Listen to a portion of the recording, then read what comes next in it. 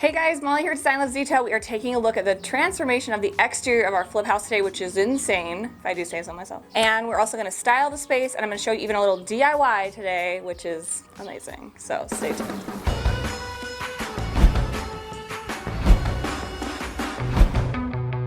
Be sure to subscribe and hit that bell to be notified of future videos. More flip reveals coming soon, so don't miss that. And then also we'd love to have you over on Instagram at Design Loves Detail, our blog, designlovesdetail.com, and our e-newsletter. You can sign up on the blog for that. So I stole Ben's hat today.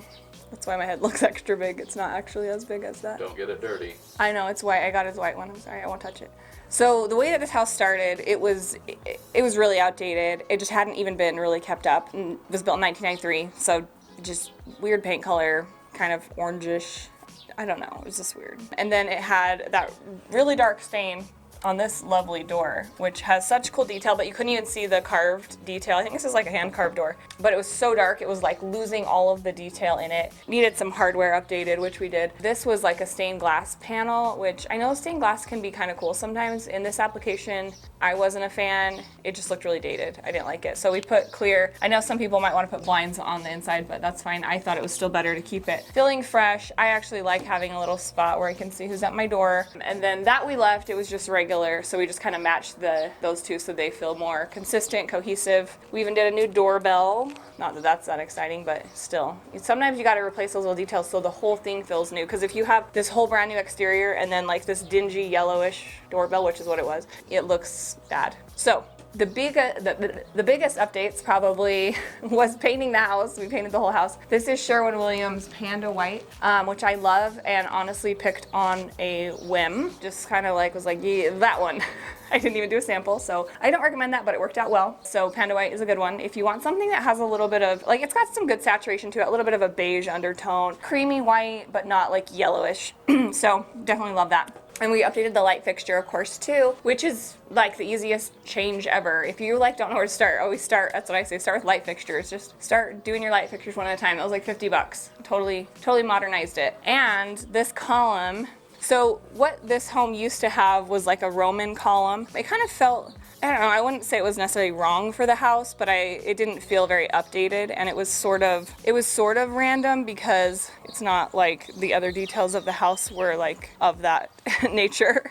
So I drew a picture for Mike Bear, our contractor, Bear Construction, shout out to him. And he just literally built this around that. So it's kind of cool because we didn't have to do any demo or worry about support. It just has the original support, and then this is just built around it, and then we painted it to match the house. So this is just like a outdoor hardy board or something like that. And then has a little trim so that it has, some detail to it. But I feel like it blends pretty seamlessly into the style of the house, which I really like.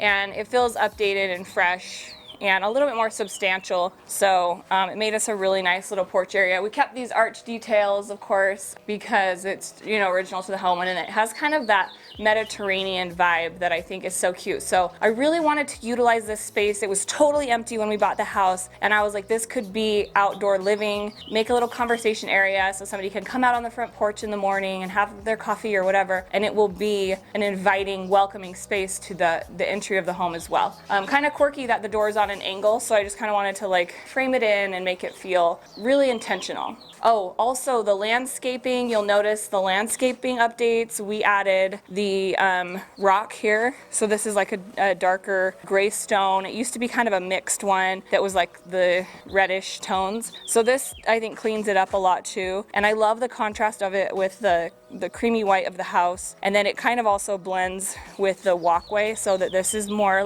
low-key and less distracting, because we really want the focus on the house and this little patio porch we're gonna make. So let's get to setting that up.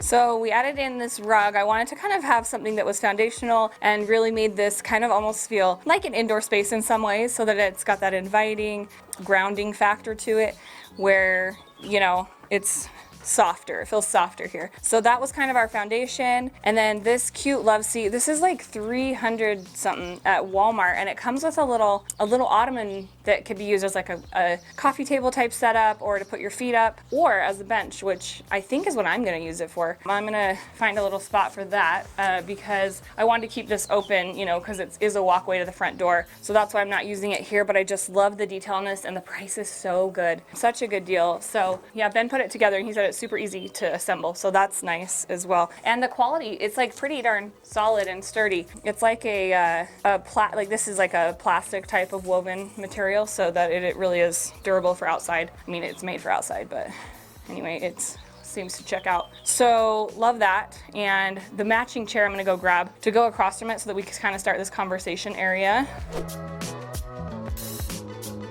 All right, so I got that placed, and I'm gonna adjust the rug just a little bit so that we have it kind of like truly centered between. And I'm just flattening it by walking on it like that. That's part of the process.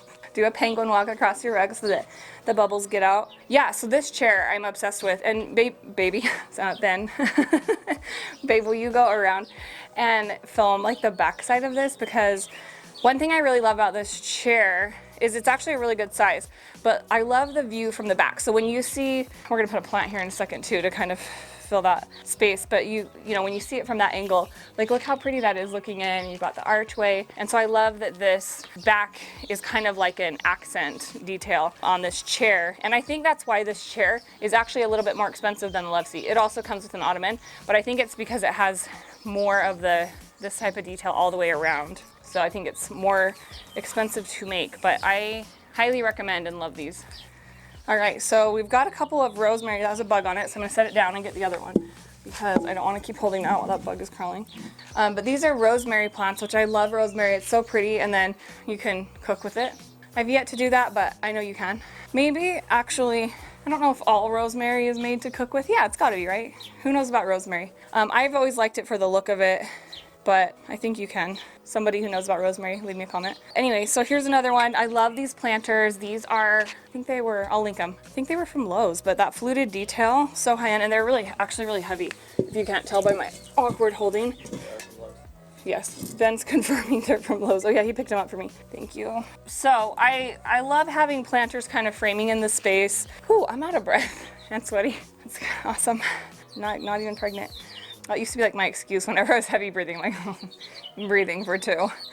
But no, that's just the one now. So yeah, these are just really cute, I think, and really affordable. Just makes this space, I don't know, plants in pots, it just kind of, it gives a really good look. Even if you have plants around the yard, you know, like there's obviously plants close by, but these are kind of like our little end caps for the patio, which I love. I'm gonna do a smaller plant over here. I've got a really cute plant stand I got from Walmart also. Let's bring that in. So hopefully this will just tuck right in here. This is our little spot for this. Loving that. And then this is another cute fluted planter. It's like my little, this is an asparagus fern here, and they're really fun too. I haven't been watering it particularly well. This little arm broke off, sad. Have you ever watered anything particularly well? No. But I water it some. I don't know exact amounts it needs, but Mike Bear's wife, Lorna is awesome. She deserves a moment in YouTube because she's a watcher of our YouTube channel. So hello, Lorna. She came over the other day and she's like, Molly, can I just help your rosemary? And I said, yes. And what she did was she took the whole pot, the whole planter, over to the spigot and soaked them until they dripped out the bottom. I have like a water bottle that I'm drinking out of and I share with the plants. Like that felt like a good way to do it too. But Lorna says you got to soak them and let the water run out the bottom, which makes sense because then the soil is entirely, you know, full of water. And they have looked much happier. They probably need another soaking, Lorna, so I'll get on that. But right after she did that, like a couple days after, they were like perking up. The plants and I, thank you, Lorna Bear. So that is her name, isn't that cute, Lorna Bear? So this guy, yeah, the asparagus fern, actually is doing all right. So I thought it was cute on this. This is a really affordable little plant stand side table and just gives us a nice little framing as well. Woohoo, we're getting there. I wanted to add a little accent, so I grabbed some cute pillows from Target. They have some good patio ones. So I'm gonna put a little pillow here, and then I think we're pretty good. I wanted to keep this space really neutral, so you can kind of see that it's like cream and then this earthy natural tone, so that we have a more zen feeling. Nothing too bright and flashy. I kind of want to let the green, the pops of the natural green, be our color. That's kind of my favorite thing to do with outdoor spaces. All right, so this little guy is one of the Target finds. I love the texture on it, and then it has little tassel ends, and it's kind of like a nice petite size. We've got a bug that I squished, it's fine. So it just gives us a little accent there. So it's not like one of those pillows that's infringing on your seating space, your booty space. But you can, you know, comfortably sit with that there. A little lumbar pillow. Ben does not like it when people say pillow. You know the type. You guys say pillow or pillow? It's correct to say pillow. I know Ben. He came from a very staunch English-speaking family. They correct a lot of grammar. That's fine. Good job, guys. So anyways, I love this spot. It's nice because there's shade here a lot of the day, and so it's a good place to come sit. And we are gonna go, oh, let me find the place to put the ottoman bench thingy, because I think I have a good spot for that. Right over here is, you know, this like area is kind of the bed gets deep, but I'm thinking like right in here, it'd be cute to have just like a little, in front of this window, a little place to sit. Because we do still have kind of a covered little niche. If you guys remember, this area, the before, they had planted plants here and here that like were trees that grew up, and they were like touching this little roof line. So we planted these, which are cute. I've talked, I think, before about pineapple guavas. They're really a fun one. They do need a little bit warmer climate. I'm not sure exactly which areas they grow, but my friend Stephanie in California actually had pineapple guava trees. I think these are. Crap, maybe these aren't. I think they are. Pretty sure. Yeah, I think these are. The leaf looks a little different than I was thinking. If you guys know what that is, I should have asked Levi, but I was thinking that they were pineapple guavas. Anyway, that is one of my favorite plants either way. So there you go. I'm gonna bring a little bench over and we're gonna try it here. Just kind of backing myself in a corner, it's fine. But yeah, it fits well. So that almost like is like two pieces of patio furniture in one, because we got, put it all the way up against the house. Kind of a little dusty. We had some weird, like, you'll probably see it on the light fixtures and stuff. We had a weird mud rain. Like, it was very dirty. So yeah, that looks cute, right? It's like a nice little spot. So, ready to move to my DIY? I think we are. I bought these pots, if you guys recall, from Homegoods, and I found two, but they were different colors, and they're such a good size. So I shared these when I got them over on Instagram. I found two, you know, at Homegoods, which Homegoods has awesome stuff, you know, but sometimes you can't find two of the same thing. I need to get some more flat surface, but so they were two different colors. I think we have maybe some footage of how they started, but one's more terracotta, the other one is more white. I wanted to make them the same. This is garden lime. So this is actually like a soil additive to like for hydrangeas, and it turns your hydrangeas pink. Who knew? But it's sort of like lime, dolomitic limestone. Okay, it's like lime, like a derivative of limestone, right? So it's like got like a chalkiness to it, which is great because it gives that, painting terracotta, I didn't want it to be like shiny or anything. I actually tried painting this. I think we got some footage of that. You can see, so some places have paint. So this is gonna actually be interesting because I'm using this over some painted areas. That paint was too light, it was too close to the house color. This was too pink, the other one was too yellow. So we've been through some things with these, but I think this is going to be the answer. You just mix this with some water. I'm gonna show you. We'll just go right through the process. Look at it, it's like little pebblies. That's what it looks like. And this was like $6 something a bag, like it wasn't very expensive. So this is actually a very affordable process. We're gonna add some water here, our local spigot, and hopefully not like a crazy amount. But you gotta just like mix it in so that it gets kind of like it's just muddy looking, because it's just getting out, like, it never like really dissolves, I'll say that, because I did this one, I tried this once before. I wasn't sure what the consistency should be, but just so that it gets like the water looking like really rich chocolate milk. That's kind of what I did before. Because really we want it to be very liquid, and it actually makes this really quick, fast, because you're kind of almost just like washing it. You're like lime washing it is the concept, which you've probably heard of lime washing brick, thanks to our friend Joanna Gaines. So let me grab a little something, because you definitely want to put like a drop cloth down or something, because it does get messy. So drop cloth going down. All right, so there's nothing real fancy to this. It's just kind of like brush it on. I mean, maybe you don't want so many drips. Drips are not ideal. This is kind of, it does have a weird smell, just so you know. I don't really know what. You would. You would notice the smell. Of course I would. It smells weird. You want to smell it? Nope. It's because your nose doesn't work. So you can see how it's almost just like brushing on like dirt or something. But these drips, we want to kind of like blend them in, or else your pot will look kind of drippy.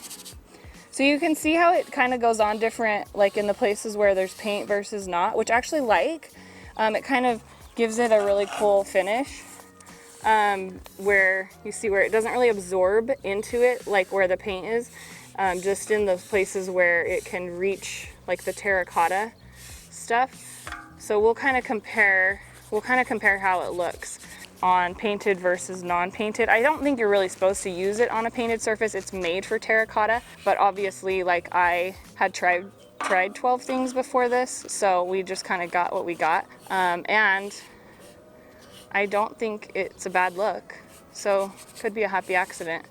Let's get these drips over here and kind of keep mixing it up, like so that it keeps getting some of that liminess. That's what we're gonna call it. Really into the water portion. I'm gonna get this handle. You can see like, so this part on the other side that I'll get to in just a second is like all terracotta. So it's gonna show us a little better of how the terracotta takes this.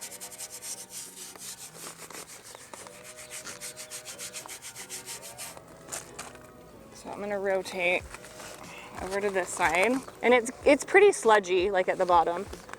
By the way, I did not get any type of fancy brush. I got the really basic ones that were like a non-name brand at, I think it was Home Depot. So just like you can get whatever kind of brush, because it's not like we're painters here. We're just like, we're like slappers of lime. Lime slappers. Just believe that. Oh, also you'll notice sometimes you get the little bally things, because you know there's those, it started out bally. I just let them dry and then like rub them off. So I don't know that my like way of doing things is very technical or official, but it works. So Better not get anything on that hat. yeah, I have been warned about the hat. Still being warned. But this pot is worth more than your hat, babe. Not to make you feel bad. It's not like your favorite hat, is it? The cleanest hat. Okay. Well, there's that. So while we're here, the light fixture up there, you will see that is like the same version as what I did as the hanging light. Really inexpensive. I got those for like 40 bucks on sale or something, like really inexpensive. Really modern, simple. And then we updated the house numbers. I was, you know, it costs so little money to update house numbers that why not, right? But it really does make the house feel more current, which I love. Somebody mentioned about the garage door too while I'm thinking about it, that if you have a garage door like this, you can actually pop out those little decorative pieces. I was nervous to do it because the HOA, all of the garages look the same, but like if I was in charge of the HOA, I'd be like, hey people, let's pop these little things out of, because you can see they're just kind of like a little inset. You can pop those out and then it's just little clean squares, so they're not so like decorative, because those do feel a little bit 90s, a little bit dated.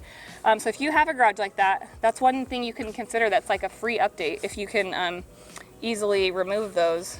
Somebody actually sent me that in direct messages, so if you're watching, thank you. I wish I remembered her name. But that is a really good tip for updating a house without cost. So okay, Ben, so you can see here what we got going on. You can kind of see how the parts that are drying, how it gives just this natural earthy kind of brownish tone. It takes kind of the red out, because terracotta, you can see like on the inside here, it's just kind of reddish, a little more reddish than I wanted.